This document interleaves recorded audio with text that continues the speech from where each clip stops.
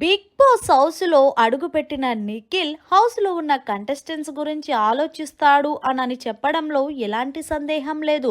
తన మంచితనమే అప్పుడప్పుడు తనకి మైనస్ అవుతుంది, ప్లస్ అవుతుంది. ఇక అసలు విషయానికి వస్తే బిగ్ బాస్ హౌస్లో ఒక సంఘటన చోటు చేసుకుంది.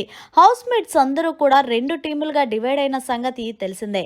అయితే అబ్బాయి టీంలో ఉన్న ఆడవాళ్ళు యష్మి, ప్రేరణ మేం ముందు కుకింగ్ చేసుకుంటే మేం ముందు కుకింగ్ చేసుకుంటామని, ఇందులో నిఖిల్ టీంలో ఉన్న నైనిక, విష్ణుప్రియ మేమే ఫుడ్ ముందు చేసుకుంటామంటూ మేమే ముందు చేసుకుంటాము, ఎప్పుడు మీరే కదా కిచెన్ లో ఉంటారంటూ గొడవ పెట్టుకున్నారు.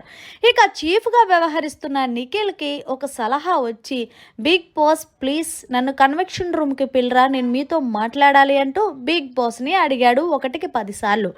ఇక బిగ్ బాస్ కొద్దిసేపటి తర్వాత నిఖిల్ మీరు కన్వెక్షన్ రూమ్ కి రండి అని పిలిచారు. ఇక నిఖిల్ ని ఏం చెప్పాలనుకుంటున్నావు చెప్పు రిపీట్.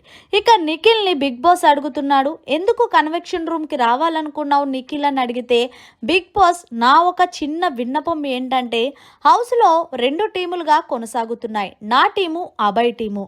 అయితే వంట చేసుకునే దగ్గర అవతల టీం వాళ్ళు మా టీం వాళ్ళు కొంచెం గొడవలు పెట్టులా కాకుండా ఒక టీం వాళ్ళకి కొంత సమయం, రెండో టీం వాళ్ళకి మరికొంత సమయం ఇస్తే బాగుంటుందేమో.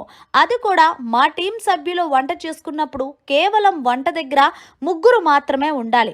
అలాగే అభయ్ టీంలో వంట చేసుకునేటప్పుడు వాళ్ళ టీం నుంచి ముగ్గురు మాత్రమే ఉండాలి అని బిగ్ బాస్కి తెలియజేశాడు.